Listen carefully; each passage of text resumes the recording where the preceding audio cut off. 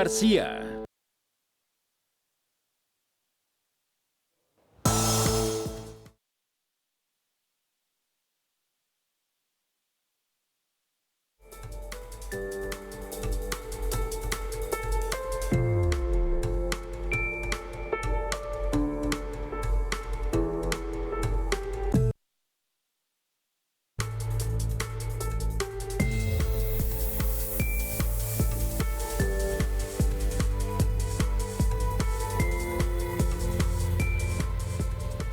Así es, 100 años de la muerte de Pancho Villa, un gran personaje histórico, es un personaje obligado desde la primaria, secundaria, por ser uno de los íconos de nuestra famosa revolución, una revolución que vino a darnos el México que conocemos en la actualidad, que en aquel entonces, hace 100 años, pues bueno, era otra cosa, pero era la evolución, el desarrollo de un país como el nuestro.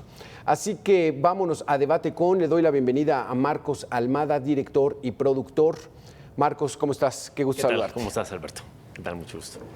Has trabajado muy fuerte con tus papás, Mario Almada, don Fernando Almada, también tu tío. Sí.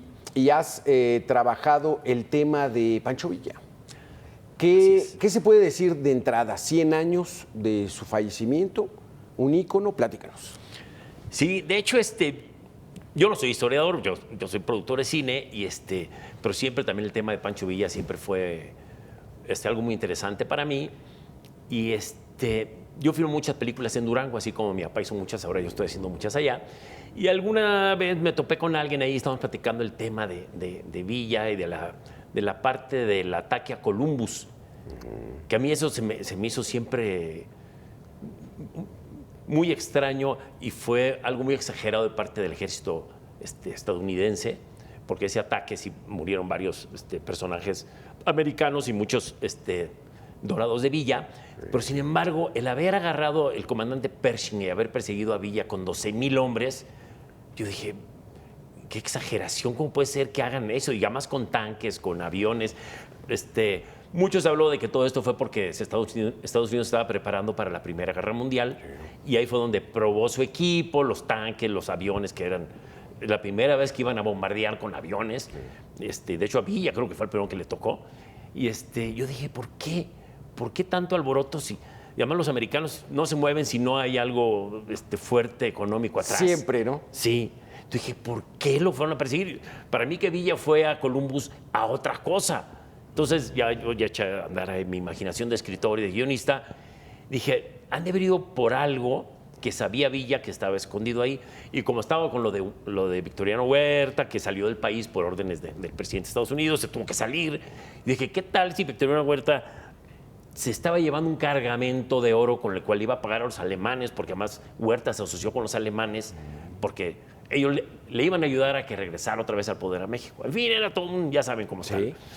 Dije, ¿qué tal que estaba robándose oro Huerta? Y se enteró Villa y Villa lo interceptó y supo, y ese oro estaba guardado en Columbus porque era un banco muy cerca de la frontera. O sea, ya cosas de ficción que yo le metí, un poquito para hacerlo más cinematográfico, y se me ocurrió hacer esta historia.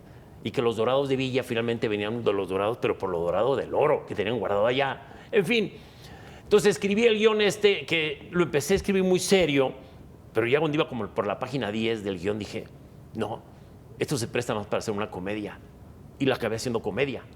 Y la película se llama Columbus en busca de los dorados de Villa, que realmente los dorados de Villa eran los lingotes de oro. Entonces, en fin, esta historia entonces me sirvió mucho y me puse a leer mucho sobre Villa, todo lo que eso, y la verdad sí es fascinante la vida de este personaje, que muchos dicen que era un bandido, asesino, y otros dicen que no, pues fue un héroe de la revolución. Entonces, muy controversial este personaje. Que es una época en ese entonces bien interesante, ¿no? O sea, México rural, muy, muy rural, el 80%, el 90% era de la gente, de la población en aquel entonces, que eran unos 5, 10 millones de habitantes, no mucho. Y entonces viene la figura de Porfirio Díaz, que empieza a poner un poco de orden y de industrialización al país.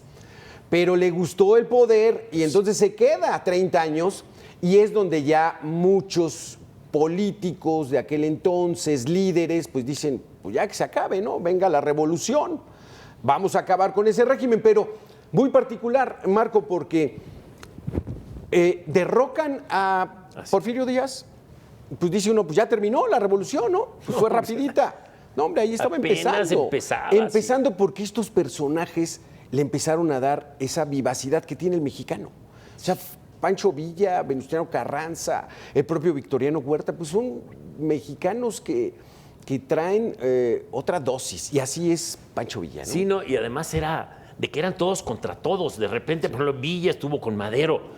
Y de hecho, Villa formó parte del ejército del chacal, el traidor, ¿cómo le llaman? El usurpador Huerta. Pero se le volteó a Huerta y entonces peleó contra él. Y se fue con Carranza, pero luego se peleó con Carranza porque Carranza se fue con los gringos y se sintió traicionado. Entonces eran unos contra otros y de repente unos eran amigos, de repente ya se pelearon. Entonces no había ni buenos ni malos, o todos eran buenos o eran malos, no sé. Pero fue muy curioso todo ese caos que se armó ahí, ¿no? Sí, porque la historia la vemos a la distancia y como nos la contaron, ¿no? Pero haciendo un ejercicio, pues podemos ver esta época actual.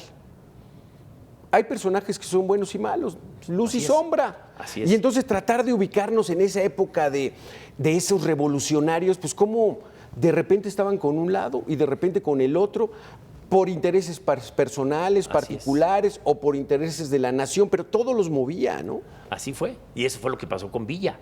Por eso Villa, él estaba asociado. De hecho, hay una foto de Villa con el comandante Pershing, el que lo persiguió después. Hay una foto con él que está ahí cuando eran cuates y todo esto. Pero cuando es la batalla ¿en dónde fue? En Agua Prieta. Ahí le pegó muy duro Obregón. Entonces ahí fue donde se sintió herido porque los gringos lo apoyaron a Carranza. Entonces Villa dijo, sí, ok, van a ver. Pero el ataque a Columbus no fue, bueno, sí fue parte que se sintió herido por la traición de los americanos, pero otra parte fue que había un americano ahí que se llama Samuel, ¿cómo se llamaba Samuel? Bueno, era un americano que le vendió cartuchos a Villa inservibles. Y entonces, por eso dicen que también la batalla de Celaya contra Obregón la perdió porque las balas no servían.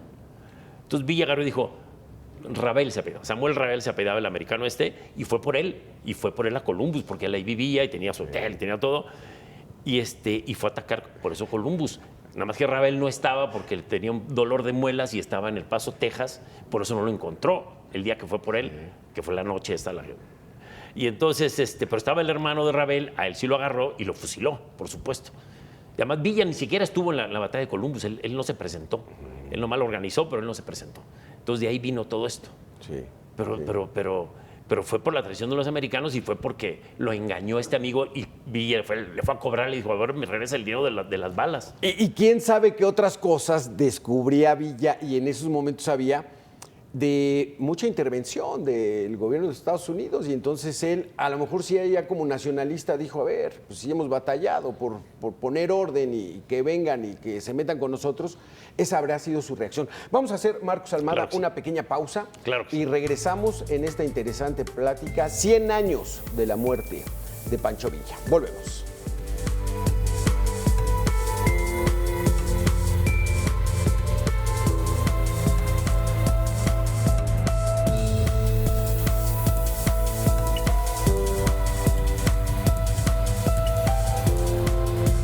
Por continuar con nosotros, seguimos aquí con Marco Almada, director y productor, muy cercano al tema de Pancho Villa. Tú eres de Durango. No, somos de Sonora. Son de Sonora ustedes. Todos somos de Sonora. Ya. Ok. Pero en Durango... Exacto. Hay mucho apoyo al cine. O sea, allá se respira cine. Sí. Mi papá, John Wayne, John Huston, toda esa gente que empezó allá con el cine. Mi papá hizo muchísimas películas allá. Sí. Lo quieren mucho allá en Durango. Y ahora yo estoy en la 10ª película que hago allá en Durango, porque además es fabuloso. La gente allá es fabulosa. tú levantas una piedra y ahí te brinca un actor, porque de veras todo el mundo es actor allá, es increíble. Entonces, por eso es que voy a hacer las películas allá. Pancho Villa, entonces, hoy en debut en cine mexicano. Así es. Yo creo que la última película que se ha hecho sobre Pancho Villa, creo que es esta. Creo que va a salir una muy grande que hicieron ahora hace poco, pero esta es la última que se ha proyectado en la tele.